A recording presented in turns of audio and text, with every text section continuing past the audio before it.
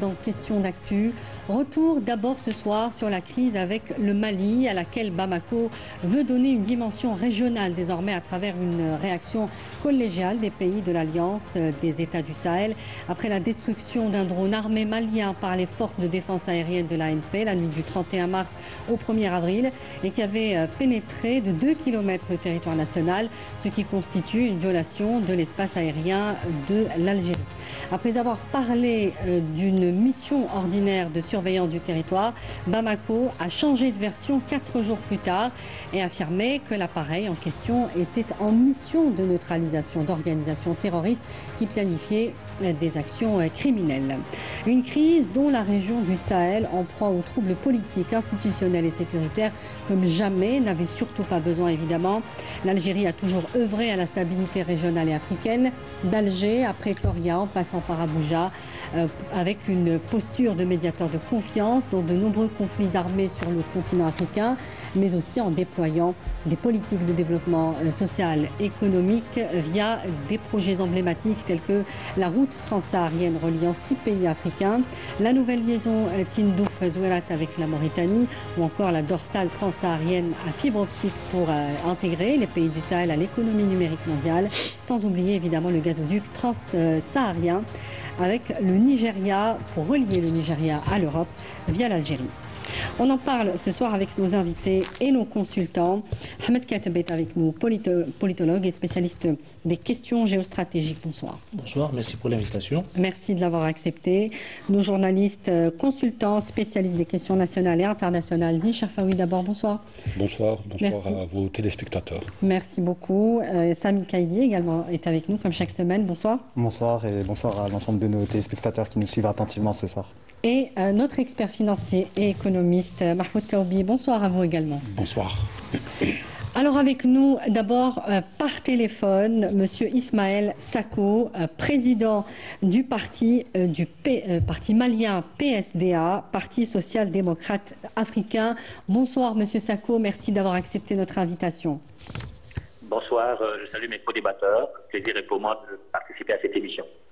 Merci beaucoup. Alors, vous dites que cette crise avec l'Algérie a été fomentée par la junte au pouvoir au Mali et particulièrement par Assimi Goïta pour cacher les échecs politiques et sécuritaires des putschistes au pouvoir au Mali. Et évidemment, nous avons constaté depuis 2022-2023, nous devons passer au retour à l'ordre constitutionnel normal. Fort malheureusement, Assimi Goïta a préféré faire une prolongation de 2 ans, avec naturellement la caution de la CEDEAO. Arrivé à échéance, les 2 années, Assimi Goïta décide de faire un léger report pour des questions techniques de données biométriques, un mensonge, une ruse pour garder le pouvoir. En mars 2024, la transition malienne devait officiellement prendre fin selon la charte de la transition malienne. Et le document officiel signé des mains du despote putschiste tortionnaire Assimi Goïta. Et non, il refuse de respecter son propre engagement, il ne respecte pas sa propre signature, il viole tout engagement national, régional et international. Les partis politiques au Mali se réunissent le 31 mars 2024 et haussent le ton et lui demande de respecter sa parole et de préparer le retour à l'ordre constitutionnel normal. En place et lieu d'un calendrier électoral, nous avons assisté à des enlèvements des leaders politiques et d'opinion, à des arrestations arbitraires pour menacer et pour dire à tout le monde, tous ceux qui voudront se manifester à la place publique pour que nous respections le délai légal, voilà le sort qui vous attend, la prison. Donc il règne par la primate. Donc nous avons compris finalement qu'au lieu d'aller vers ces élections, il n'a pas hésité à déclarer la guerre avec ses propres frères d'armes, avec lesquels il était au nord en 2012, où il avait été fait prisonnier, n'eût été la libération de Mahmoud Dicko. Alors il va déclarer la guerre aux groupes armés du Mali, pendant que ces groupes armés n'avaient aucune volonté sécessionniste du Mali. Et l'accord d'Alger était en pleine application. Il va violer cet accord, il va attaquer Kidal, qui est toujours une région du Mali qui n'a jamais quitté le giron malien, pour faire un jeu populiste et surfer sur la fibre patriotique pour maintenir le pouvoir. et pratata, pendant qu'on s'attend qu'en 2025, on ira vers des élections, qu'est-ce qu'il fait? Il va envoyer des drones, tantôt de repérage, tantôt pour neutraliser les terroristes, sur un territoire ami. Une crise avec l'Algérie sert les intérêts de ces putschistes au pouvoir. C'est pour ça qu'ils l'entretiennent aujourd'hui. Oui, mais parce qu'il va envoyer cette crise, son drone à Alger et revenir pour qu'il y ait un conflit et qu'il va vouloir jouer sur la fibre patriotique pour dire voilà, nous avons été agressés par l'Algérie. En oubliant que c'est lui qui a violé l'espace algérien. Et c'est lui qui avait manqué de respect à Alger, à l'ONU, aux Nations Unies, pour dire qu'il rendra coup par coup, balle par balle, il est prêt à la réciprocité. Oui. Mais il sait qu'il ne peut pas faire le poids face à l'Algérie. Donc il veut galvaniser les troupes maliennes, la population malienne. Mais fort heureusement, les Maliens ont compris. Alors justement, quels peuvent être le degré de manipulation, j'allais dire, de l'opinion publique malienne aujourd'hui? La junte au pouvoir parle du régime algérien, exportateur de terrorisme. Quel écho cela peut avoir dans la société malienne? Est-ce qu'on se rend compte au Mali qu'il s'agit d'une manipulation politique?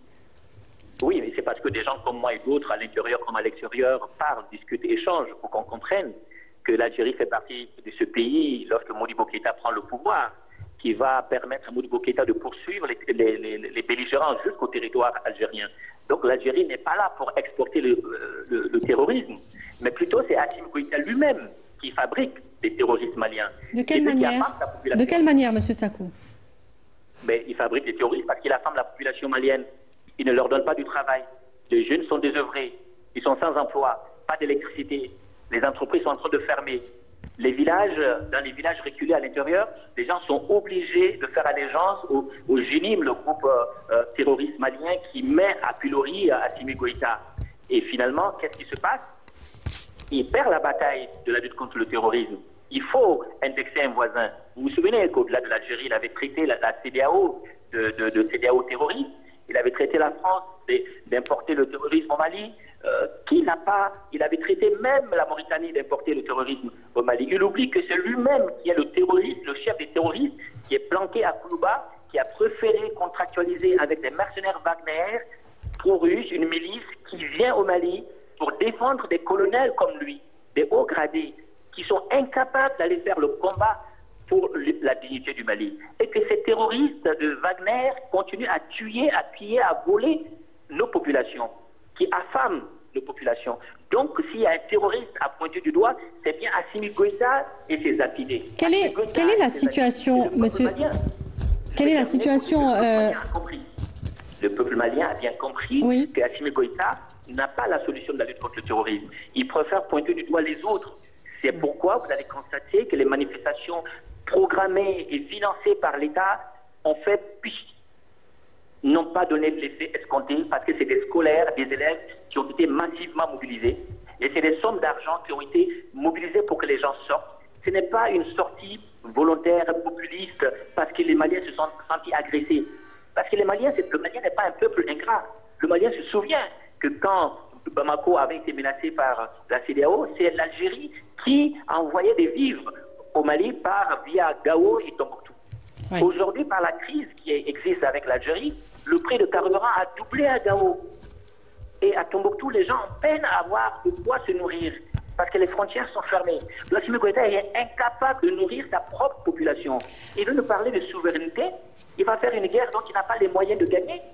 Alors justement, Monsieur Sako, Monsieur Ismaïl Sako, quelle est la situation politique aujourd'hui au Mali? Vous parlez de partis politiques, d'une sphère politique complètement verrouillée. À quel point les choses sont compliquées justement pour les partis politiques aujourd'hui maliens? Vous savez, il a lancé une nouvelle initiative de travailler pour la révision de la charte des partis politiques. Oui. Il fait passer ça par les centaines de partis politiques qui lui sont affiliés, qui ont fait des propositions qui sont sur sa table. Mais, in fine, fort malheureusement, manque de bol, ironie du sort, il dribble ses partisans, il travaille aujourd'hui à bâillonner cette partie politique et à travailler à la dissolution de l'ensemble des partis politiques maliennes. Donc c'est dans cette crise avec l'Algérie qu'il veut faire passer tout cela, croyant que le peuple va le suivre aveuglement. Mais encore une fois de plus, notre peuple s'est réveillé. Il a ouvert les yeux. Le peuple malien a compris la duperie, la ruse de Goïta, la propagande de Goïta et l'échec de Goïta, tant sur le plan économique, le plan politique, le plan sécuritaire. Il est même incapable de rassembler les Maliens. Il a divisé le peuple malien. On assiste de plus en plus à des enlèvements des leaders par la sécurité d'État, avec des sévices corporels, des humiliations, où les gens sortent de ce trou à rats et sont incapables d'être humains, tellement ils ont été humiliés.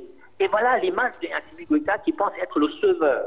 Et si, encore une fois de plus, il y a un terroriste de la région qui déstabilise la région de l'Afrique de l'Ouest, c'est bien Assimi Goïta, parce que c'est lui qui a exporté par son incompétence le terrorisme et au Niger et au Burkina Faso. Alors, une dernière question, Monsieur Sako.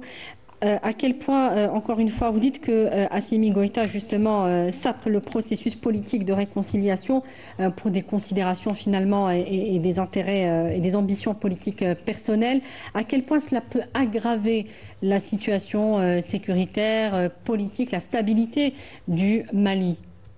Mais vous savez que si on acte le retour à l'ordre constitutionnel normal, avec un plan de sécurisation du processus électoral qui est différent du plan de sécurisation du territoire national. Ça nous permettrait de faire des élections à un consensus minima avec nos frères des groupes armés, avec des terroristes maliens tels que Koufa, tels que Yad, et ce qui permettrait d'avoir un régime issu des urnes qui aura la confiance et des Maliens, de la région, de la CEDEAO et de la communauté internationale. Et quand il y a une stabilité politique, il y a effectivement une possibilité pour les financeurs, donc des investisseurs, de venir investir au Mali, de créer de la richesse, de créer de l'emploi, de stabiliser la région, Et quand il y a de l'emploi, il y a de la richesse, il y a l'électricité, les gens sont à l'aise. À partir de ce moment-là, le terrorisme n'a plus de terreau où ils peuvent recruter. Et c'est à partir de ce moment qu'à l'unisson, l'ensemble du peuple malien peut utiliser d'autres leviers pour combattre ensemble les terroristes qui ne rentrent pas dans les cordes au niveau national. Mais le tout militaire et les assassinats, les enlèvements, le maintien des militaires au pouvoir alors qu'ils n'ont pas mandat, ils sont hors délai et ils n'ont pas aujourd'hui la caution du peuple malien et ils sont hors la loi, ça crée un problème de confiance du marché financier où ils sont même incapables de lever des fonds, ça pose un problème de confiance avec les partenaires techniques et financiers. Donc les investisseurs fuient le Mali, fuient Assimi Goïta. Ils ne cautionnent pas sa politique. Le Mali est de plus en plus isolé. Merci beaucoup Ismaël Sako. Je rappelle que vous étiez avec nous depuis Paris. Vous êtes président du parti PSDA, Parti social-démocrate africain. Merci beaucoup d'avoir participé à notre émission. Je vais vous demander une première réaction, messieurs, sur ce qui vient d'être dit donc, par Ismaël Sako. La situation semble extrêmement inquiétante. Ahmed Katem. Oui, enfin, le tableau qui a été dressé est carrément noir. C'est un tableau effrayant d'un État en plein délitement, d'une junte coupée des réalités, coupée de son peuple. Donc, on voit que l'opposition malienne demande une ouverture politique, demande un changement et un retour surtout vers l'ordre constitutionnel, parce que depuis 2020, depuis le premier coup d'État, le Mali est en dehors du cadre constitutionnel. C'est une période de transition qui ne finit pas d'en finir. Donc on voit qu'elle est rallongée chaque fois davantage au profit de la junte au pouvoir. Donc maintenant, que peuvent faire les Maliens? C'est ça la grande question. Quelle est la nature de la relation entre Goïta, ses acolytes et la population malienne? Est-ce que c'est une population qui adhère au projet de Goïta, oui ou non? A priori, c'est non, et c'est clair. C'est un pays complètement laminé, alors qu'il y a quelques années, si on se rappelle la période du président Alpha Oumar Konaré, le Mali était cité en exemple de transition démocratique. Le Mali était cité comme étant un bon élève des institutions financières internationales et un pays en pleine prospérité. Hélas. Ça, c'est quelle année? 92-2002. 92-2002, juste avec le premier mandat d'ATT. Oui. Après, ça a complètement changé, ça a basculé. Donc, on a eu le coup d'État de 2012. 2012, c'est à partir de 2012 que les choses ont plus jamais été rétablies. Ont dégénéré. Et puis, bon, il y avait des cadres quand même pour essayer de maintenir l'unité du pays. L'Algérie s'est beaucoup investie sur ce registre-là. Elle a permis au Mali de garder son unité, de préserver son unité nationale, territoriale et sociale, populaire. Aujourd'hui, l'unité est plus que jamais menacée parce qu'il y a un pouvoir à Bamako qui pense qu'il serait mieux, plutôt mieux de combattre ce qu'il qualifie, lui, de groupes terroristes, alors que ce sont des groupes politico-militaires avec qui le pouvoir à Bamako avait signé les accords d'Alger. Donc, plusieurs accords, même à partir des années 90. On était sur un dialogue permanent. Depuis 1993, les accords de Tamanrasset.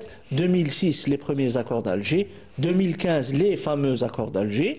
Mais on voit que Bamako a jeté aux orties tous ces textes et ne considère plus les groupes politico-militaires du nord du pays, donc des Touaregs, comme étant des partenaires, et on en est malheureusement à cette situation. Est-ce que l'unité nationale, cette fois, du Mali est sérieusement menacée si ce jeu aussi, il y a un jeu derrière, M. Sako vient de le dire, il y a un jeu qui est entretenu par la junte au pouvoir pour dire que c'est une région complètement minée, où pullulent les groupes terroristes, pour justement avoir un ennemi à combattre et leur permettre de rester au pouvoir. Mais est-ce que cela peut sérieusement, cette fois, mener à une séparation du territoire malien?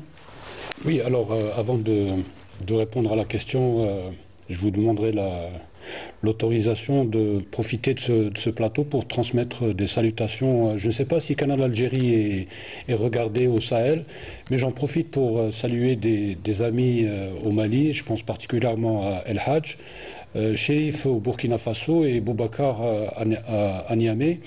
Alors, j'en profite aussi pour dire que d'abord les liens entre l'Algérie et le Mali sont des liens séculaires. Il y a des liens culturels, des liens humains, des liens commerciaux, des liens économiques. De sang. Il y a des liens de sang surtout. Ouais, il y a des liens de sang. Et je ne pense pas que c'est une crise de putschistes à Bamako qui vont avoir raison de ces liens. Ouais. Et il y a actuellement des Maliens qui vivent en Algérie. Il y a beaucoup d'Africains aussi, beaucoup de nationalités. Il faudrait qu'aujourd'hui, les Maliens qui sont là puissent se sentir en sécurité, puissent se sentir protégés. Et il est important que l'on fasse honneur à notre hospitalité légendaire. Donc les Maliens qui sont là en Algérie, ils peuvent considérer qu'ils sont d'abord chez eux. Ils seront toujours les bienvenus. Et comme je le disais, donc, ce n'est pas une crise qui, j'espère, sera passagère, qui aura raison de tous ces liens. Quand on dit cela, effectivement, donc aujourd'hui, comme le disait M. Sako en début d'émission, il y a une jeune qui est d'abord illégitime. Donc illégitime, elle essaye, elle est là depuis 2020, ça fait presque un mandat, c'est beaucoup, en faisant son coup d'État. En réalité, il faut d'abord revenir aux circonstances de 2020. En 2020, il y a eu un immense mouvement de contestation au Mali qui voulait que Ibrahim Boubacar Keïta, paix à son âme, parte. Donc c'est le mouvement, le Rassemblement des forces patriotiques. C'est un mouvement qui a commencé le 5 juin 2020.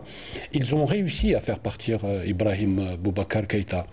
Et plutôt que d'avoir un gouvernement capable d'apporter des réponses à leurs revendications, des revendications à la fois politiques, des revendications économiques, des revendications sociales, les militaires ou ces putschistes terroristes, parce qu'il faut appeler les choses par le nom, ont spolié le peuple malien de son mouvement populaire. Donc ils se sont imposés au Mali, ils ont promis monts et merveilles, mais on se rend compte qu'en 5 ans de règne, sans partage, rien n'a été absolument réalisé. La première promesse que ces putschistes maliens ont faite, c'était de régler le problème de l'insécurité. Aujourd'hui, on se rend compte que rien n'a été fait sur le volet de la sécurité, sur le volet de la lutte contre le terrorisme. Alors, à tel point que maintenant, il y a même des attentats à Bamako et dans la périphérie de Bamako. Aujourd'hui, est-ce que parce qu'ils n'y arrivent pas ou parce qu'ils n'ont pas les moyens justement de mener cette lutte antiterroriste qu'ils appellent antiterroristes, ou est-ce que, comme on le disait tout à l'heure, il y a la volonté d'entretenir l'insécurité pour se maintenir au pouvoir? Oui, alors, il y a, comme je le disais, donc, et on se rend compte qu'après 5 ans, cette junte n'a absolument rien fait. Il y a un déficit en crédibilité, il y a un déficit en légitimité, et aujourd'hui, la junte au pouvoir au Mali a besoin d'un ennemi. Et comme ils n'en ont pas, enfin ils en ont au plan interne, c'est le terrorisme, les défis du Mali, on pourra en parler tout à l'heure, ils sont très nombreux, ils sont économiques, ils sont sociaux, ils sont politiques.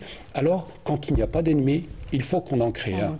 Et maintenant, ils viennent d'en créer. Ils veulent absolument faire de l'Algérie, qui a toujours été présente, ils veulent en faire un ennemi. Moi, je vais faire preuve d'élégance. Je ne dirai pas ce que l'Algérie a apporté au Mali. Les Algériens ne parlent pas de ce qu'ils font aux pays frères, aux pays voisins. Mais en tant qu'Algérien, avant d'être journaliste, je ressens une forme d'ingratitude et de mauvaise foi. Il y a des termes abominables qui ont été prononcés à l'Algérie. Accuser l'Algérie d'exporter du terrorisme ou de fabriquer, d'être une fabrique de terrorisme en Afrique et particulièrement au Sahel, si la chose n'avait pas été grave, moi je pense que ça aurait prêté à sourire. Pour un peu pays, quand même, un peu, parce que vraiment, c'est pas l'argument qu'il fallait brandir. Alors, pour un pays d'abord qui a souffert du terrorisme, et qui est connu qui a beaucoup souffert dans les instances internationales, reconnu et reconnu pour la lutte antiterroriste. Oui, alors qui a été déclaré par l'Union africaine, qui a champion de la lutte antiterroriste. Moi, je me dis, l'Algérie est pratiquement sur tous les théâtres, on n'en parle pas, la presse n'en parle pas, on ne parle pas de l'Algérie, de ce que l'Algérie fait, par exemple, pour un pays lointain qui s'appelle la Somalie, et pourtant elle fait beaucoup de choses. Mais ce n'est pas le... Alors, juste pour répondre à la question, pour qu'on puisse donner la parole. Oui, pas mal de temps. Donc. Non, mais allez-y, juste un mot sur l'intégrité territoriale. Est-ce qu'elle est sérieusement menacée? Oui, alors, très clairement, oui.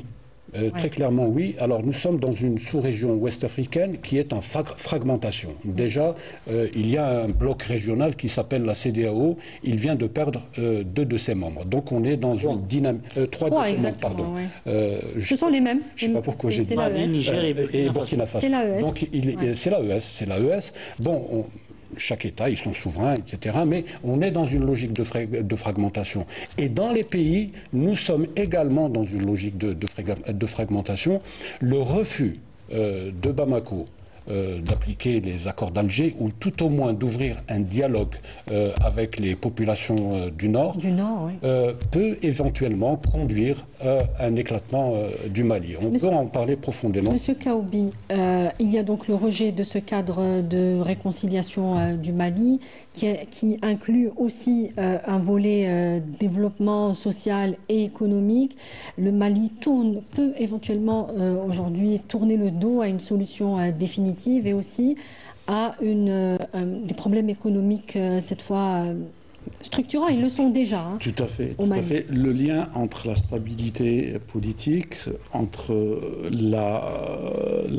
des institutions fortes et comme condition de création du développement est établi. Donc, il n'est pas approuvé, encore une fois, dans la mesure où toutes les analyses sérieuses... Mais dans le cas du Mali, est-ce que ça peut être beaucoup plus grave? Bien sûr, ça remet le Mali, il faut le rappeler, qu'il constitue, encore une fois, un exemple du paradoxe africain. Donc, des potentialités énormes et des résultats vraiment en décalage par rapport aux potentialités. Pour rappeler, donc le niveau de pauvreté est se situe à pratiquement 48% par rapport au taux de la population, avec un taux de plus de 26% d'extrême pauvreté au Mali, un taux de croissance démographique de 3,6 qui pose de réels problèmes, donc des taux de mortalité infantile très élevés, des taux aussi d'accès à l'eau potable ou à l'assainissement très faibles, donc il se situe autour de 40%. Et donc tous ces problèmes ne peuvent être réglés qu'à travers une stabilité politique et institutionnelle. La junte au pouvoir actuellement a tenu d'autres promesses au lendemain de son arrivée au pouvoir. C'est de régler des problèmes économiques, sociaux de la population malienne. Ce qu'elle a aggravé. Et justement, on parlait de la CEDEAO qui constituait il y a quelques années un modèle de développement régional en Afrique, est en train de voir tous les efforts consentis être remis en cause par des perturbations dues à une instabilité et un manque de visibilité. Et dans le cas du Mali, ça peut être justement très grave, parce qu'il y a déjà des déficits, il y a des problèmes économiques. 11 milliards d'euros d'endettement extérieur, des problèmes de déficit aussi, et des taux de croissance qui sont inférieurs au taux de la croissance démographique. Donc réellement, on est à des taux de croissance négatifs, avec tout ce que cela engendre comme problèmes sociaux. Oui. Sami Kaïdi, on va revenir donc sur cette crise qui a donc été engendrée par ce drone, cet aéronef qui a été abattu donc par les forces aériennes algériennes. Il s'agit, selon donc, le communiqué rendu public par le ministère des Affaires étrangères, de la 3e violation... Et par le ministère de la Défense nationale également. Pardon, de la Défense nationale, de la 3e violation de ce type, et qui avait donc été enregistrée en août et décembre 2024. Qu'est-ce qui peut expliquer cette hostilité? On a parlé de beaucoup de choses, d'agenda interne de cette junte au pouvoir, mais est-ce qu'il peut y avoir aussi d'autres entités à la manœuvre? Tout à fait. Premièrement, je dirais que c'est une attitude belliciste, provocatrice, éventuellement une tentative de tester aussi les défenses algériennes. Il s'agit là, en l'occurrence, d'une violation de notre territoire national et de notre souveraineté qui n'a pas été trouvée dans une pochette surprise par l'Algérie. Elle est le fruit du sacrifice suprême de plus d'1,5 million de nos glorieux martyrs. Et je pense que finalement, il y a effectivement des puissances qui, tapis dans l'ombre, sont en train d'utiliser la junte malienne comme c'est un élément perturbateur pour déstabiliser l'ensemble de la sous-région, c'est-à-dire la région sahélo-saharienne. On peut citer en l'occurrence le régime marocain, le régime colonial marocain qui vraisemblesment... Vous pensez qu'il a un lien dans cette... Oui, parce que tout d'abord il apparaît comme étant la nouvelle muse des putschistes de Bamako. Car la junte malienne emprunte la même sémantique et le même champ lexical que le régime colonial marocain. En parlant de régime, en parlant de terrorisme, etc.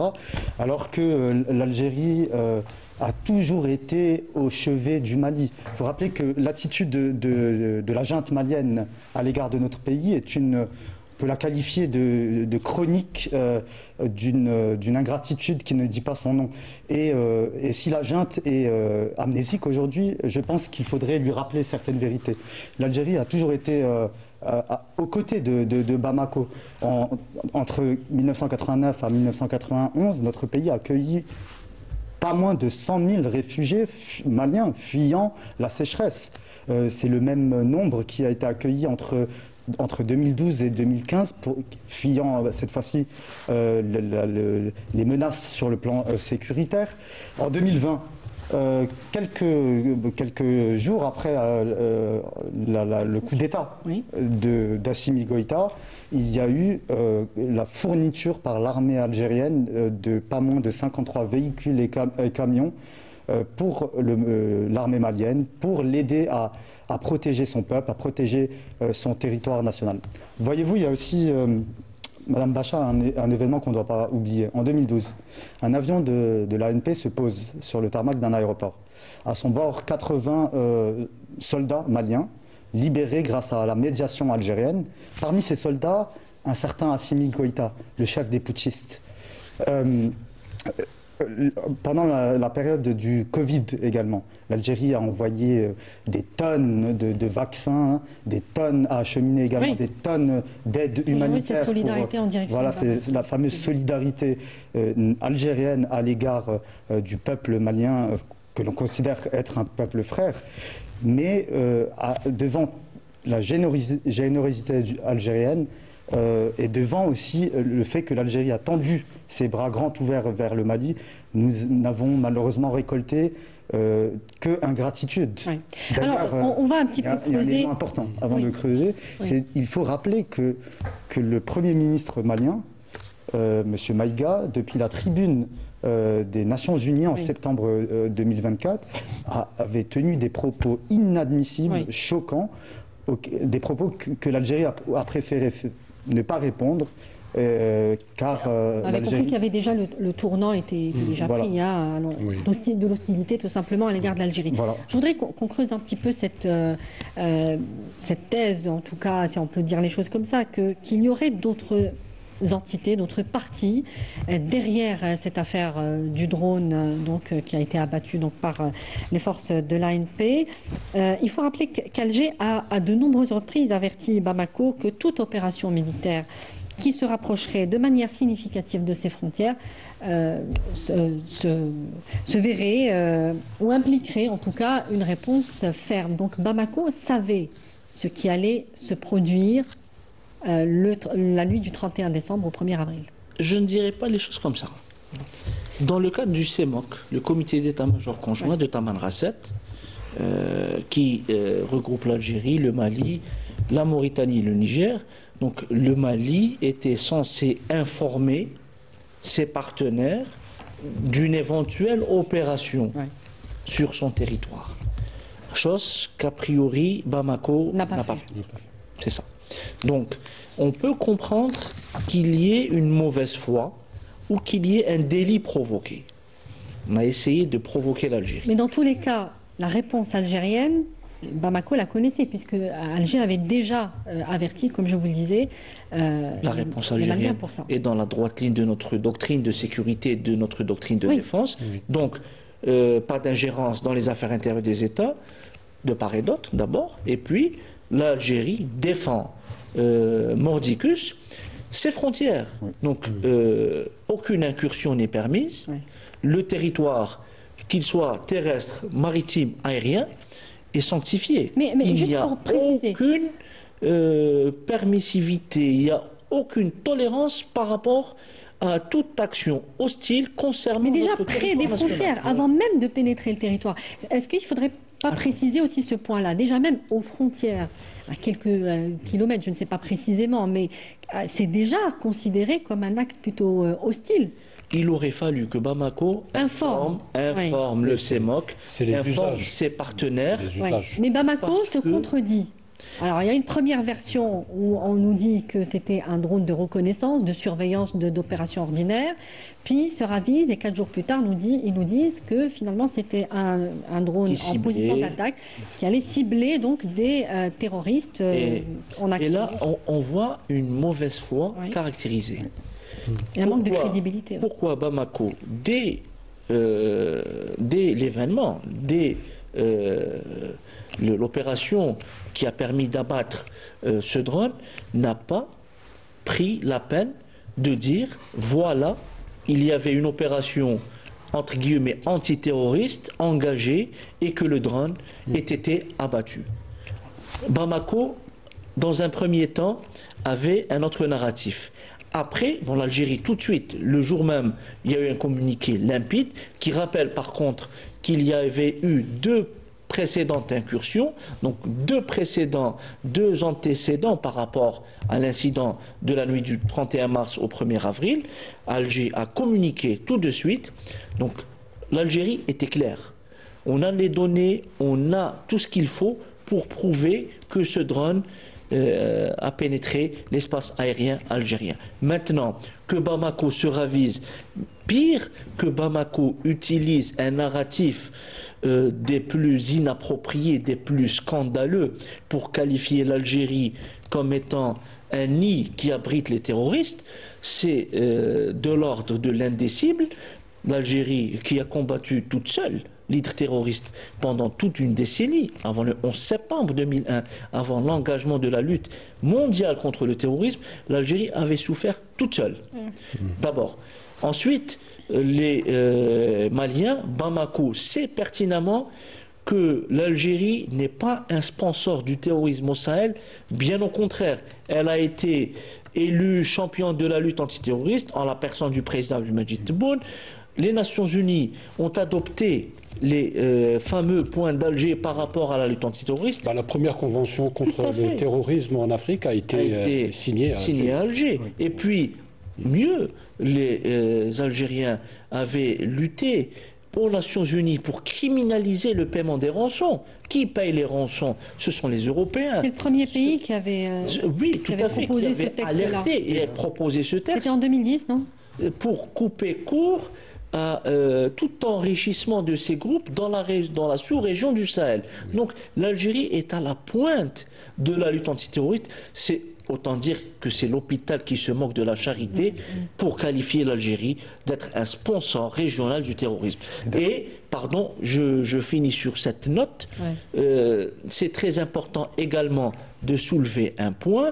L'Algérie a toujours été aux côtés du peuple malien.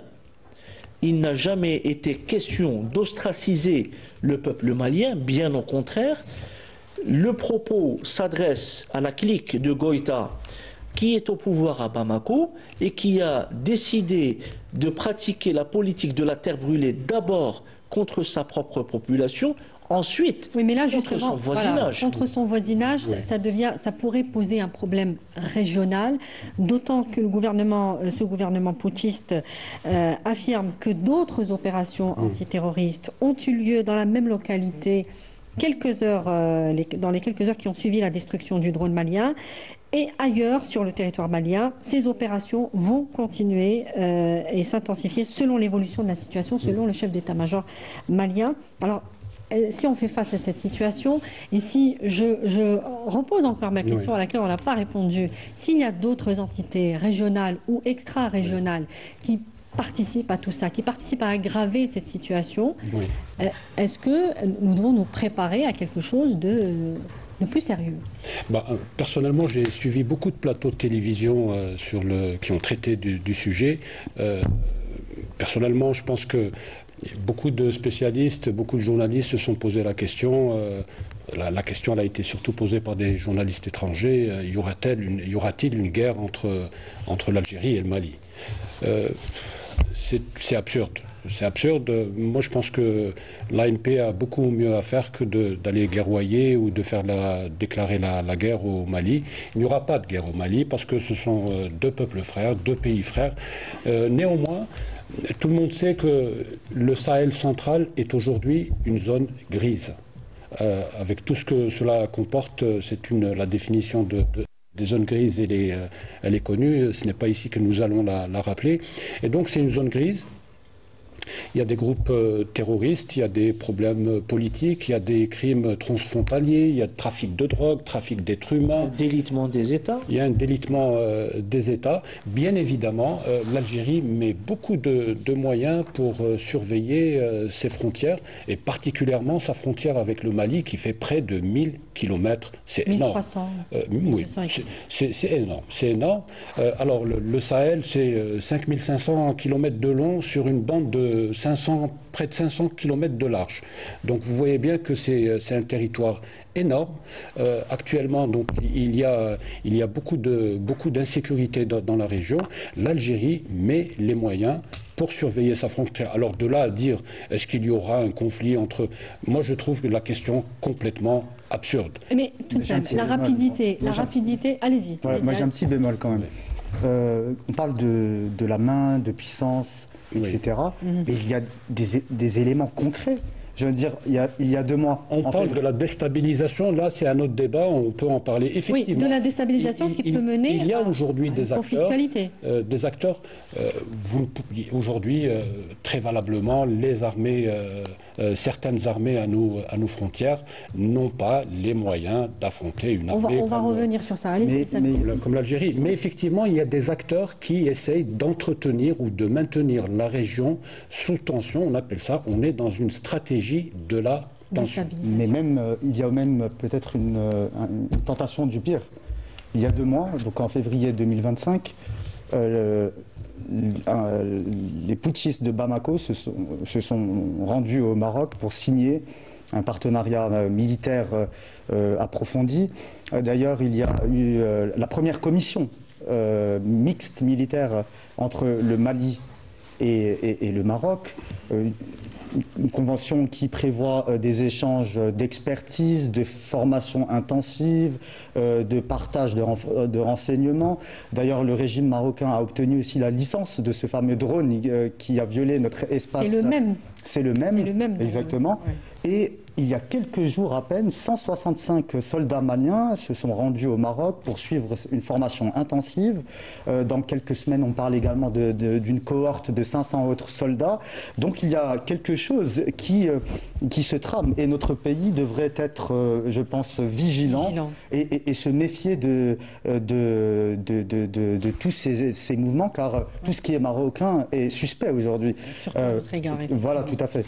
Et il faut rappeler un autre point fondamental, c'est que la junte de Bamako nous accuse de terrorisme, peine perdue, parce que le dernier index, le Global Terrorism Index de 2025, est sans appel. Il dit que face au chaos sahélien, l'Algérie se distingue par sa stabilité et son indépendance, et que l'Algérie est une véritable exception régionale, car elle est prudente, autonome et peu exposée au fléau du terrorisme en 2024. Alors justement, par la rapidité de l'opération menée donc par les forces de défense aérienne, il y a clairement aussi un message de supériorité militaire régionale qui a donc été lancé. On peut le dire, on peut le comprendre ainsi. Pour ceux qui voudraient... L'Algérie, c'est la deuxième armée la plus importante en Afrique. L'armée malienne est au 18e rang. Donc, je pense qu'il n'y a pas lieu de comparer l'incomparable. C'est clair que il n'y a pas que l'armée malienne. Je ne fais pas référence qu'à l'armée malienne, en l'occurrence. L'efficacité, la célérité, la précision de la réponse algérienne a été telle que toute incursion... ça a été un choc pour les Maliens et leurs sponsors. Oui, leurs sponsors. Oui. Évidemment. Donc, c'est un drone de dernière génération. Mais on est extrêmement pointu. Dans le cadre de la légitime défense, chose que Bamako n'a pas compris. On est également face à une professionnalisation et un caractère très aguerri de l'armée algérienne qui a répondu du tac au tac pour dire attention, notre territoire est sanctuarisé. Aucune incursion n'est permise, quelle que soit sa nature. Il y a des cadres de coopération, de concertation, il y a des canaux sécuritaires où l'information peut être transmise, chose que le régime de Bamako n'a pas fait. Aujourd'hui, il a vu de quoi l'Algérie était capable. C'est tant mieux parce que la réponse algérienne, au-delà des putschistes de Bamako, s'adresse surtout à leurs sponsors. Monsieur Kaoubi, est-ce que les Maliens, putschistes, pas le peuple évidemment, peuvent se permettre de tourner le dos à la solidarité, on peut le dire, la solidarité économique de l'Algérie en direction de Bamako? Toute analyse rationnelle dirait non. Donc, vous voyez qu'on est... Sur quelle base? Il faut qu'on soit concret. Un pays comme l'Algérie, qui n'a pas lésiné sur les moyens pour venir en aide, puisqu'on parle au Mali, soit par Samy tout à l'heure, il a énuméré plusieurs actions depuis quand on parle de Covid-19 et de 400 000 doses de vaccins anti-Covid, dans un contexte où il y avait une pénurie du vaccin sur les marchés internationaux, c'est symboliquement une action qui prouve que l'Algérie est là pour venir honnête. Donc des aides, plus de 103 tonnes d'aide alimentaire, donc un pont aérien pour justement... C'était 4 vols. Hein. 4 vols, d'accord, pour acheminer les aides. Et puis, il y a l'agence algérienne de coopération internationale. Quand on voit que plus de 1 milliard de dollars lui a été alloué pour justement participer dans l'effort de développement humain en finançant des projets dans le domaine de l'alimentation en eau potable, dans le domaine de l'assainissement. Ce qui participe aussi à la lutte antiterroriste. Le lien, la développement lutte terroriste n'est pas uniquement sécuritaire. Absolument. Parce qu'elle est fondamentalement et profondément économique. Oui. Le recrutement, le lien entre la pauvreté et la précarité est établi dans ce domaine. Oui. Donc plus il y a de pauvreté, plus il y a de tentation à ce que les territoires soient la proie à un terrorisme transnational qui se déplace d'une manière extraordinaire et qui est financé par des forces occultes. Oui. Puisqu'on parle de ce qui se passe actuellement, c'est très clair qu'il y a une manigance et qu'il y a un plan qui vise à déstabiliser l'Algérie et à proposer un plan bis qui profiterait à d'autres puissances africaines et en dehors de l'Afrique. On parlait à chaque fois que la recomposition géostratégique qui se fait aujourd'hui par la constitution de nouveaux pôles et par la dispute sur des espaces déterminants, et le Sahel est un espace important comme liaison entre l'Afrique du Nord et l'Afrique subsaharienne. C'est très important. Les richesses sont tellement importantes, de l'or, des terres rares, des métaux précieux, et voilà, les convoitises. Et quand on voit le positionnement de forces internationales dans cette partie de l'Afrique, on analyse mieux. On mesure, oui. D'accord. Donc, les potentialités. On parle d'électricité. Plus de 53% des Maliens aujourd'hui souffrent de problèmes d'électricité. Il y a des délestages dans certaines zones de plus de 19 heures sur 24. Oui. Vous voyez? Et quand on voit l'effort dernièrement, le déplacement du ministre de l'Énergie, accompagné du ministre accompagné de directeur général de la Sonelgaz, de la Sonatrach, dans plusieurs pays africains, pour initier des projets. On est dans la phase de la concrétisation. L'image de ce qui a été fait au Niger, et on va y revenir. En réalisant une centrale de 40 mégawatts qui est rentrée en activité. Donc, et quand on sait que dans le domaine économique, les progressions sont géométriques, le plus difficile, c'est le début. Oui. Qui a intérêt à saboter une dynamique et un élan où l'Algérie est pratiquement le pays qui finance sans se soucier du retour sur investissement sur le court terme. C'est là où on comprend moins. C'est là où on comprend moins d'ailleurs ces alliances avec des pays qui ne font pas partie directement de la région, notamment du Sahel. Et donc ces pays auraient beaucoup plus à perdre.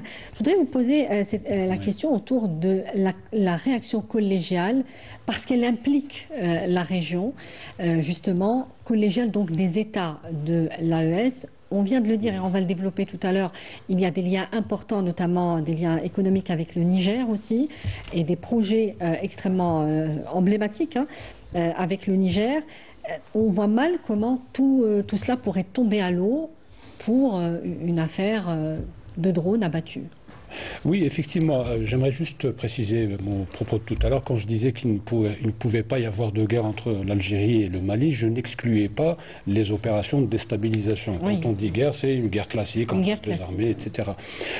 Maintenant, pour revenir à votre question, moi je pense qu'actuellement, c'est le Mali qui assure la présidence tournante des États du Sahel, qui regroupe le Niger et le Mali. Moi, je pense que le Mali a dû forcer la main au Niger et au Burkina. Qui ne sont pas allés plus loin d'ailleurs. Qui ne sont d'ailleurs pas allés plus loin. Ils ne veulent pas alimenter la tension davantage. Les Nigériens, moi j'ai suivi la presse nigérienne avant de venir, ont conscience qu'il y a beaucoup d'intérêt entre leur pays et le Nord. Il y a des projets structurants. Vous avez parlé en début d'émission de la fibre optique, du projet de gazoduc. Vous venez de parler de centrales électriques. Et je ne parle pas aussi du commerce, etc. Le Burkina Faso également. L'Algérie a multiplié les contacts ces derniers temps avec le régime d'Ibrahim Traoré. Le Burkina Faso est l'un des pays les plus pauvres de la région. C'est à peu près 400 000 km². Il est enclavé, etc. Le Burkina Faso, j'espère que je ne froisserai pas les Burkinabés en disant que la menace terroriste se rapproche malheureusement chaque jour de Ouaga. C'est un pays qui a besoin d'être aidé en toute urgence, pas seulement par l'Algérie, mais par toute la communauté internationale, parce qu'il constitue un verrou. Si le Burkina sombre, tous les autres pays de la région risqueraient aussi de sombrer. C'est toute la région qui risquerait de s'effondrer un peu comme un château de cartes. Mais il est dans une instabilité chronique depuis longtemps, le Burkina. Le Burkina, c'est un pays que je connais assez bien, dans lequel je compte beaucoup d'amis. Le président Kaboré, qui a succédé à Blaise Compaoré, a commencé à faire du bon boulot. Seulement, on attendait de lui plus qu'il ne pouvait donner. Il fallait des résultats immédiats. Les pays africains qui souffrent du terrorisme doivent comprendre, leurs peuples doivent comprendre aussi que cela demande des moyens, que cela demande du temps. Malheureusement, le Burkina Faso n'avait pas ces moyens. Et bon, il a fait face à un mécontentement de la population qui a ramené Ibrahim Traoré au pouvoir. Je ne voudrais pas trop m'attarder sur ce cas, mais pour répondre effectivement à votre question, personnellement, la logique... C'était pour appuyer son argumentaire. Oui, alors la logique voudrait effectivement que les relations puissent reprendre très vite avec le Niger et le Burkina Faso pour que et ces pays comprennent, savent en tout cas que les putschistes de Bamako sont dans une logique de diversion. Oui. Ils veulent faire diversion sur leurs problèmes internes. Effectivement, alors non seulement ils servent de plateforme à des puissances extra-régionales et même régionales pour déstabiliser la région, ces puissances régionales, on en compte au moins 2 ou 3 qui sont là, qui fournissent armes, etc. En réalité, leur seul objectif est de mettre la main sur les ressources du Mali. Le Mali, c'est le lithium, c'est l'or, c'est l'uranium, c'est du pétrole aussi dans le nord. Ils ne viennent pas pour les beaux yeux des Maliens. Et le problème aujourd'hui, c'est que le Mali, quand il accuse l'armée algérienne, pour défendre ses frontières, ne fait pas appel aux mercenaires. Le Mali fait appel à des mercenaires, et ces mercenaires, vous pouvez voir tous les rapports de ces 3-4 dernières années de Human Rights Watch, d'Amnesty International. Alors, je ne parle même pas de la disparition de la liberté de la presse au Mali, je ne parle même pas du projet qui consiste à dissoudre les partis. Assimi Goïta et ses sbires et ses acolytes est en train de creuser le tombeau de la démocratie au Mali, mais je pense aussi aux violations massives et systématiquement des droits de l'homme. Il y a des exactions qui se comptent aujourd'hui à l'appel. Et lorsque vous parliez de drones, en réalité, ces drones ne servent pas à la lutte contre le terrorisme au Mali, ils servent à massacrer les populations du nord du Mali qui ne sont pas des terroristes. Le seul tort, le Mali, alors c'est à peu près 1 400 000 km². Aujourd'hui, la junte à Bamako ne contrôle que les 1/3 du territoire malien. Il y a les 2/3 du territoire malien qui échappent au contrôle de Bamako. On va revenir, je le disais, par rapport à la région et ce qu'elle constitue comme richesse et potentialité économique. On a parlé du Niger, des liens avec l'Algérie. Il y a des projets en cours, des projets notamment dans le pétrole, hein, avec des prospections qui ont été encourageantes à Agadez. Oui. Oui. C'est la Sonatrach qui mène ces opérations et il devrait d'ailleurs commencer les forages très bientôt. Donc il y a ces liens économiques, il y a ces potentialités avec l'ensemble de la région et c'est cela qu'on ne veut peut-être pas voir émerger. Qu'est-ce que ça représente comme richesse? Les richesses, Zine vient de citer... pas que pour le Mali, pour l'ensemble de la région. Qu'est-ce qu'on peut faire au Sahel? C'est l'uranium dans le nord. Essentiellement. Uranium, terres rares, gaz, pétrole, et puis dans le domaine de l'agriculture aussi, des potentialités importantes. Hein, le coton aussi. Je parlais des potentialités aussi de l'ensemble de la région. De l'ensemble de la région. Oui, qu'est-ce qu'on peut produire? Est-ce qu'il peut y avoir un véritable essor économique si on... Mais l'essor, c'est justement à ce que ce potentiel, ces ressources, soient à l'origine d'un réel développement économique et que ça ne soit pas des richesses exploitées par des sociétés internationales qui sont intéressées uniquement par l'exportation des gisements en l'état. Quand on prend le Niger et la question de l'uranium, tout le monde sait qu'après presque 50 ans d'exploitation d'entreprises internationales, il n'y a pas eu de développement. Au contraire, c'est la prolifération de maladies et de cas de sous-développement très très importants. Si on prend tous les classements de développement humain, aussi bien pour le Burkina que pour le Mali, que pour le Niger, on va voir qu'en matière de développement, c'est la précarité absolue. Malgré... la chose la plus importante, c'est qu'en Afrique, il y a une doctrine qui est née. Donc, dont l'Algérie est partie prenante, pour ne pas dire constitue une des locomotives. C'est de développer les relations intra-africaines et la coopération entre les pays et les grandes sociétés africaines. C'est dans ce sens que s'inscrit tout l'effort et les orientations du président de la République envers la Sonatrach et la Sonelgaz de prospecter d'autres pays africains de préférence, afin de développer des relations de partenariat et d'exporter leur expertise, d'exporter leur expérience. Si on voit l'Égypte, par exemple, avec un très grand projet de réalisation de centrales électriques et de réalisation de barrages par des entreprises égyptiennes, donc l'Égypte qui est une autre locomotive avec l'Algérie dans cet effort, on voit que cet effort dérange d'autres forces qui ne voudraient pas que ça constitue un exemple qui pourrait donner lieu à des cas de réussite qui pourraient être multipliés. Donc l'intérêt économique est là, et quand on voit des gens pareils qui sont préoccupés beaucoup plus par leur survie politique. Exactement, et par rapport à leur agenda à très court terme, au lieu de cette logique de développement économique réel et social, on voit que les dessins sont très clairs et que les objectifs de ces forces, c'est de maintenir la logique de l'exploitation des richesses africaines par des sociétés extra-africaines. Il y a un autre point qui dérange également. En géopolitique, on nous apprend régulièrement que quand on suit finalement la carte des conflits, il y a souvent un gazoduc qui se cache. Et là, en l'occurrence, le TSGP, le Trans-Saharan Gas Pipeline, donc ce fameux gazoduc qui devrait relier le Nigeria à l'Europe via l'Algérie et le Niger, pose finalement un véritable problème pour tous les ennemis du développement de la région et de la sous-région.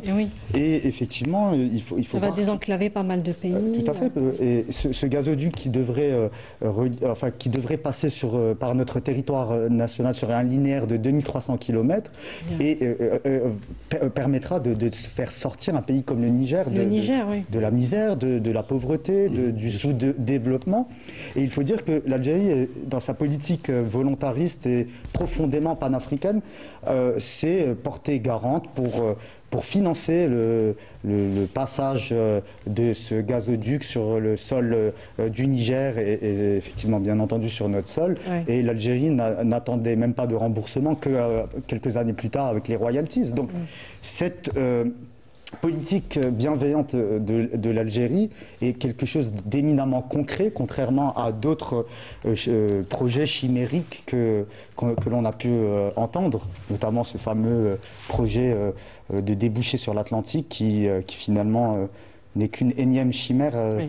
Le même pipe, mais voilà. Qui traverserait plus de 14 pays. Le gazoduc. Oui. Le timing n'est pas innocent. Voilà, donc ça fait pratiquement 2 mois. Oui. Ou un coup d'accélérateur. On est passé à la deuxième phase, c'est celle de la maturation et de lancement de l'étape opérationnelle. Il y a eu 4 rencontres techniques également. On est passé à l'autre phase. Et donc, tout cela est à l'origine de logique qui passe à l'action à la vitesse supérieure pour retarder tous les processus qui visent et depuis notre Alors on va donner la parole à Azine qui attend depuis juste au plan géopolitique, puisque le but de l'émission était d'essayer de décrypter un peu d'essayer de comprendre les arrière-pensées de la junte de Bamako et des gens qui les actionnent. En plus de la diversion qui leur permet de rester au pouvoir le plus longtemps possible, c'est un classique. Nous sommes attaqués, il faut que le peuple fasse corps pour qu'on puisse se défendre, etc. Et donc ça leur permet d'avoir encore 5 autres années au pouvoir. Mais en créant cette tension avec l'Algérie, leurs promoteurs essayent en réalité de priver l'Algérie d'un levier d'influence. Ils essayent de déconnecter l'Algérie aussi du Sahel et même de l'Afrique subsaharienne. Ça aussi, tout le monde l'aura compris. Juste un autre détail. Le Mali, en temps normal, c'est un pays qui ne devrait pas être pauvre. Le Mali est le 3e producteur africain d'or. Il fait partie des 10 plus grands producteurs de coton. Il produit à peu près entre 200 000 et 300 000 tonnes de mangue par année. Il a des cheptels, le plus gros cheptel de caprins, de bovins, etc. Mais on a... le plus gros en Afrique, derrière le Soudan? Dans la sous-région, oui. Ah, dans la sous-région. En Afrique de l'Ouest. Alors, je ne parle pas du lithium, je ne parle pas des métaux rares, etc. Donc, en temps normal, un pays comme ça, il n'a aucune excuse. C'est le cas de presque l'ensemble des Malheureusement, pays africains. Il y a quelques années, j'ai fait un voyage au Mali et je connais Bamako comme tout autant que Tombouctou. Lorsque vous êtes à Tombouctou, vous comprenez pourquoi les gens se soulèvent. La richesse est inégalement répartie à travers le territoire malien. Alors vous avez un peu de prospérité à Bamako et dans les villes avoisinantes, mais dès que vous sortez de 50-100 km de Bamako, c'est complètement autre chose. Et justement, c'est cette richesse qui n'est pas répartie équitablement. Tombouctou, c'est au nord ? C'est au nord. C'est pas très loin de Gao, pas très loin de Kidal. Oui. Et donc ces populations sont extrêmement pauvres et on comprend pourquoi. Ce sont des revendications tout à fait légitimes. Tout à fait légitimes. Et juste un dernier point avant je ne voudrais pas monopoliser la parole, mais il faut qu'on mette le problème en perspective. Et le peuple Goïta doit dire à son peuple que les problèmes du Mali ont pour origine aussi l'effondrement de la Libye. Si aujourd'hui nous en sommes là, si le Sahel dans son ensemble est en crise, si aujourd'hui il y a beaucoup de puissances extra-régionales qui sont là, c'est aussi en grande partie à cause aussi de ce qui s'est produit en Libye en 2011. Il serait complètement inexact pour Goïta de pointer un doigt accusateur en direction de l'Algérie. De l'Algérie, encore moins de l'Algérie, effectivement. Ahmed Kateb, on parlait donc de l'économie un peu de ces pays du Sahel. Avec lesquels l'Algérie n'a jamais finalement lésiné les efforts pour garantir leur stabilité politique et économique. Et il y a une autre instabilité aujourd'hui au niveau de la CEDEAO. On disait 3 pays 3 des 14 pays, c'est bien ça? Oui. Donc ce sont les mêmes de l'AES qui ont quitté ce bloc régional qui donnait qui était un modèle d'intégration régionale, d'intégration économique régionale. Est-ce que cela peut remettre aussi en cause, et je poserai la même question à M. Kaoubi, l'intégration économique africaine dans la ZLECAf? Alors, avant de répondre à la question, j'aimerais rebondir sur ce qu'avait dit Zine à l'instant. Il n'y a pas moins de 22 acteurs étatiques, supra-étatiques, infra-étatiques qui évoluent dans la sous-région du Sahel. Ça fait un peu trop, déjà. Avec des agendas complètement contradictoires, ça permet de maintenir la région du Sahel dans une instabilité chronique majeure. Oui, les Émirats, la Turquie, on a beaucoup.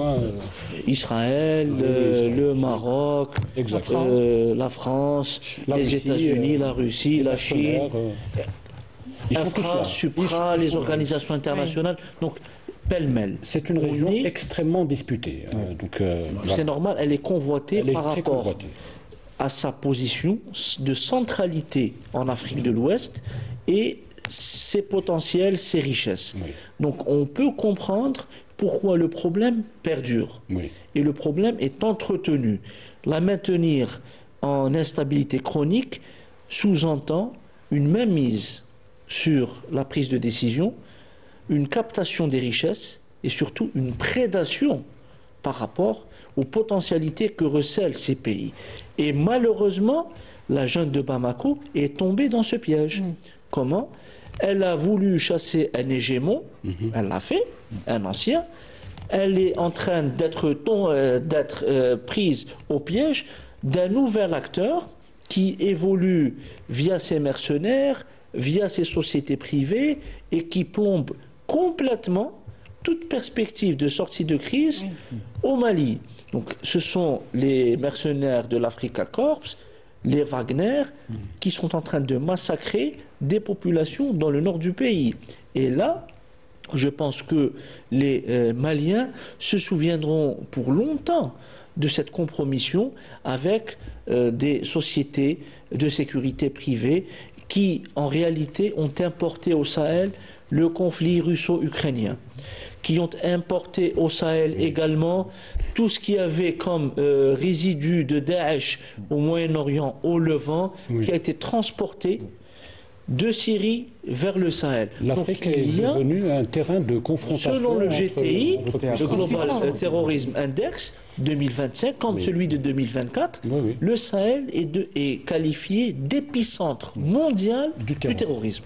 Le Burkina Faso est le premier pays ciblé dans le monde avec des attentats spectaculaires. Chaque attentat, c'est pas moins de 100 morts. Donc on est dans un entretien qui se fait d'une instabilité qui profite à des acteurs extra-régionaux. Tout effort, toute tentative, toute initiative de pour initier justement le développement, l'essor économique, et va se confronter à ce type de... D'où le problème de la CEDEAO actuellement. D'où le problème de la CEDEAO actuellement. La CEDEAO qui était présentée comme étant un modèle d'intégration régionale, etc., avec une puissance militaire qui imposait l'ordre, le Nigeria, avec des démocraties qui évoluaient. Le Ghana, le Sénégal. Ce sont ces mêmes entités, Ahmed Kateb, qui ont fini par miner ce bloc régional. Est-ce qu'on parle des mêmes acteurs finalement qui ont réussi à infiltrer c'est des dynamiques de fragmentation qui se produisent. La CEDEAO, malheureusement pour nos amis ouest-africains, est confrontée de plein fouet à ce problème. On a d'autres dynamiques du même type au Soudan, donc il y a une guerre civile qui fait rage depuis pratiquement 2 ans. Donc on est dans un espace qui est extrêmement fragmenté, où les acteurs qui favorisent cette fragmentation redoublent d'efforts pour capter le plus de richesses, le plus de ressources possibles. On retrouve la même fragmentation dans l'est de la République démocratique du Congo.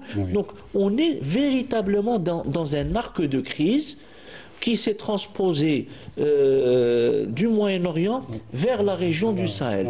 C'est là le plus gros challenge pour notre pays. Une question à se poser, juste une question à se poser. Maintenant, on comprend aussi pourquoi un pays comme le Mali s'est détaché de la CEDEAO. Alors, comment ils ont vendu ça ?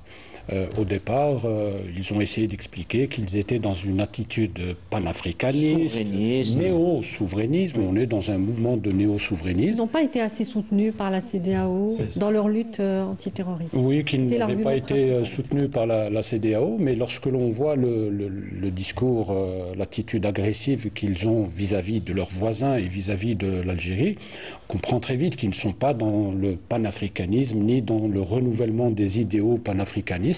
Ils se sont détachés de la CEDEAO tout simplement parce que la CEDEAO a des textes clairs qui les obligent à avoir des transitions très courtes, à revenir très vite à la démocratie. Et la CEDEAO ne leur a pas fermé les portes jusqu'à aujourd'hui. Oui, absolument. En termes de mobilité, de visa, d'échanges commerciaux, tout est encore oui, alors ils sont faussement, ils sont dans un faux panafricanisme. Donc ça aussi, il faut le dire. Mais avant de donner la parole, l'histoire du drone abattu, excusez-moi de vous faire une dégression, de vous ramener un peu en arrière, c'était le 3e drone qui sillonnait le ciel algérien. Ils ont été avertis, et s'ils l'ont fait une 3e fois, c'est qu'il y avait une volonté délibérée. C'est ce que je posais justement. Il est d'autant plus délibéré que ce même drone et ils ont eu une réponse adéquate. A violé l'espace aérien national, puis est reparti en direction du Mali avant de revenir et se faire abattre. Alors, on a déjà abordé ces questions-là. Moi, je voudrais qu'on reste sur les questions économiques. Alors, juste avant, M. Sharfawi a abordé ce pseudo-panafricanisme. En réalité, effectivement, ça s'apparente être plus de l'afrocentrisme, finalement, mais c'est un autre débat. C'est une dictature. Je voudrais revenir sur ce que M. Kateb a dit, parce qu'il a parlé de terrorisme, etc. Et il faut dire que l'Algérie, qui est accusée par cette junte de terrorisme, a perdu plusieurs diplomates à Gao. Qui ont été, il y a de cela quelques années, lâchement assassinés par le Mujao, qui, encore une fois, a des accointances assez troubles. Donc, le Mali est malheureusement un État aujourd'hui en pleine déliquescence, qui a du mal même à contrôler sa capitale, Bamako. Il faut rappeler qu'il y a quelques mois, la junte a même failli perdre le contrôle de l'aéroport international de Bamako. Et je ne parlerai même pas de la situation au nord du pays où outre, j'ai envie de dire, les disparités historiques, les séquelles aussi d'un mépris aussi, quelquefois, des autorités. À l'égard de ces populations, à l'égard des populations. On va un petit peu avancer, Sami Kaidi, je regarde, parce qu'il ne nous reste plus beaucoup de temps. Je reviens à la question économique, Mahfoud Kaoubi. Les répercussions de ces crises donc, au niveau des blocs régionaux. Qu'est-ce qui reste aujourd'hui à la ZLECAf que l'Algérie a promu dès le départ de cette initiative de telles situations, tout simplement, vont retarder la mise en œuvre de ces espaces d'intégration. Déjà qu'on est en retard par rapport au calendrier qui a été tracé. Donc l'objectif était à ce qu'une bonne partie d'intégration soit faite sur l'horizon 2030, avec comme échéance définitive sur 2036, pour que la zone puisse connaître un départ réel et un essor réel. Donc actuellement, c'est encore de l'instabilité et de l'incertitude, dans la mesure où les espaces vont rétrécir et les mouvements, les flux de capitaux, de personnes, de marchandises, etc., vont être perturbés énormément.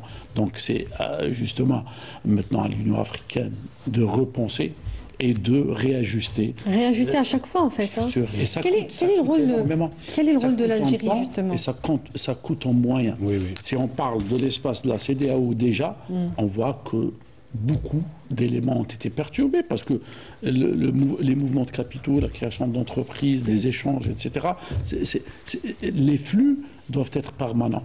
Et quand il y a une dérégulation, ça influe négativement et ça perturbe.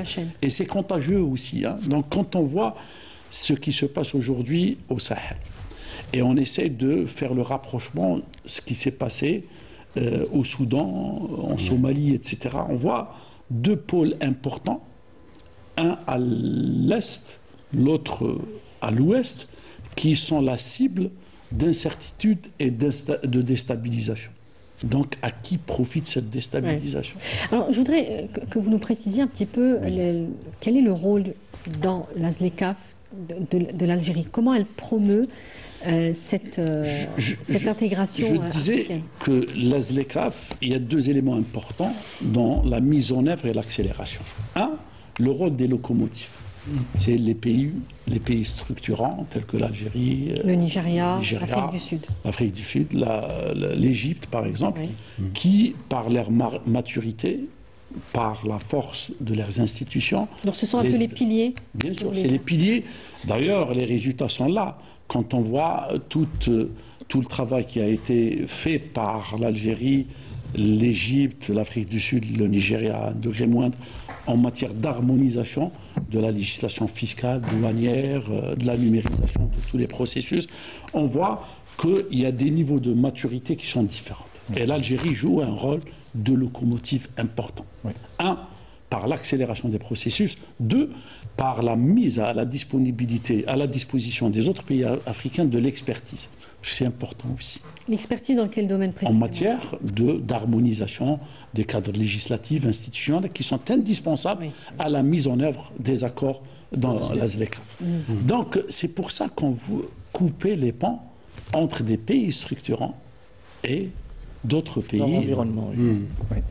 Donc, l'objectif de s'attaquer à l'Algérie, de diaboliser l'Algérie et de toucher à l'image de l'Algérie auprès des pays africains. Parce que c'est ça, la finalité, c'est de semer le doute, de créer de la perturbation et de délégitimer un pays vis-à-vis des autres. La perte de confiance déjà. Et quand on parle d'intégration, l'intégration est basée justement sur un processus d'amélioration des flux.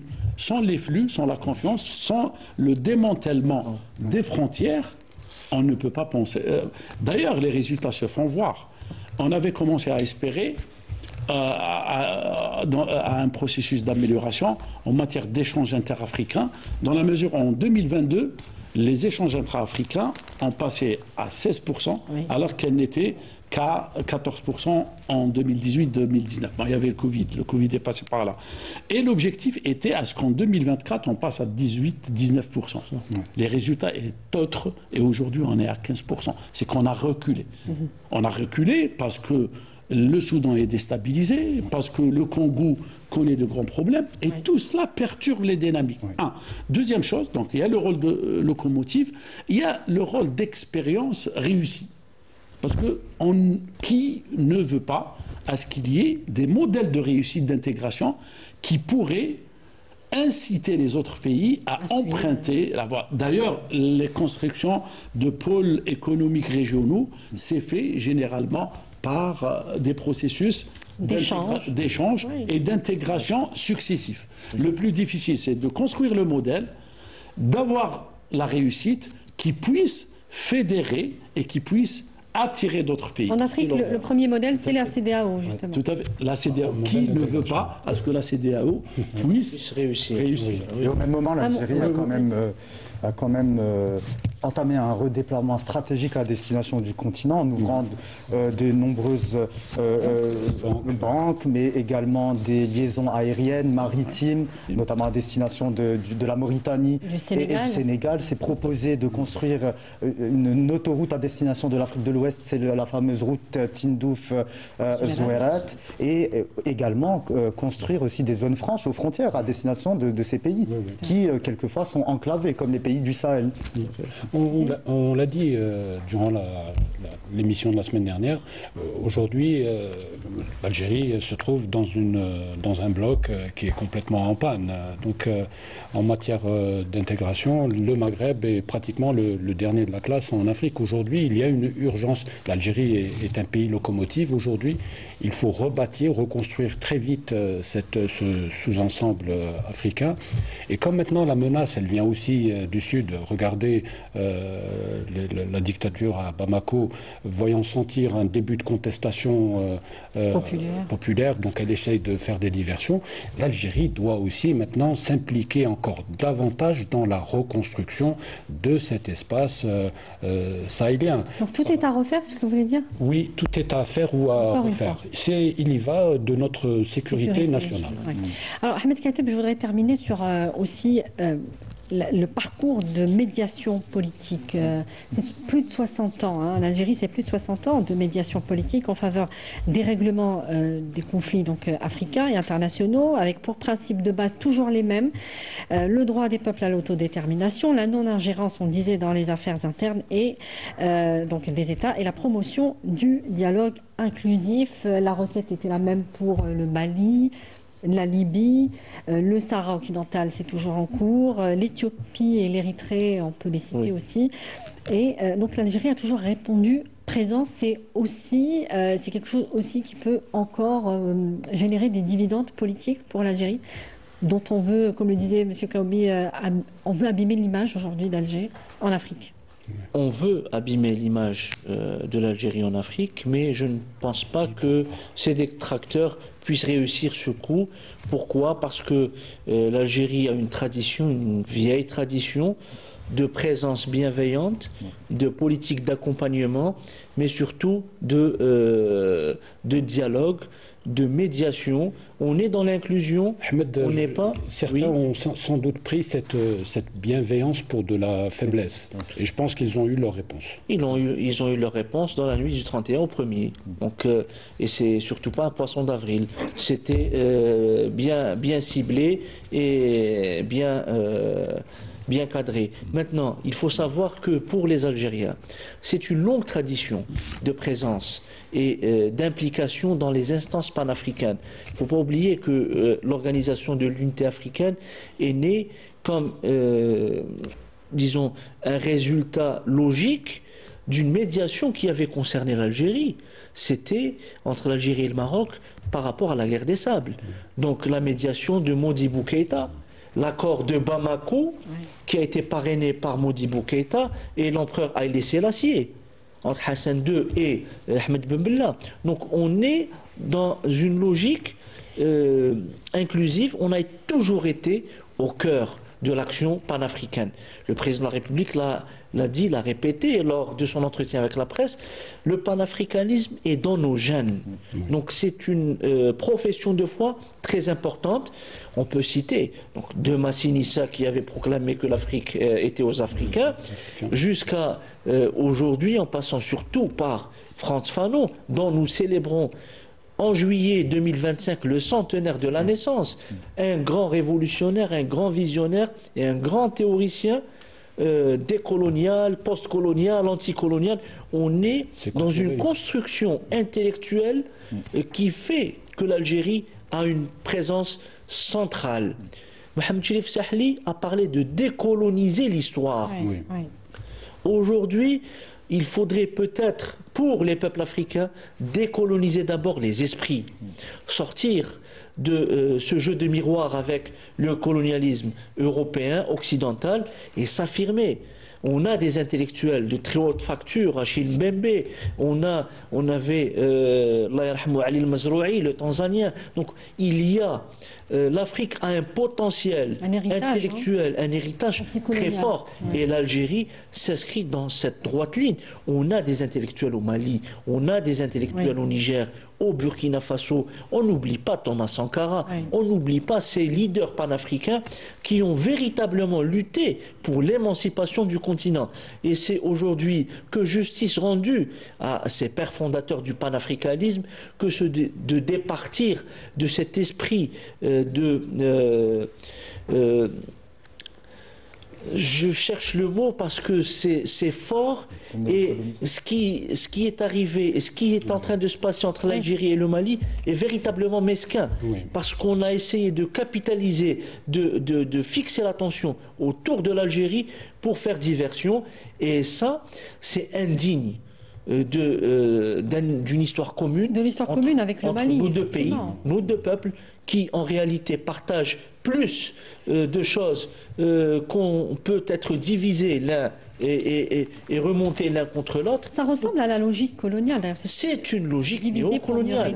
C'est une logique néocoloniale ou même post-coloniale. Oui.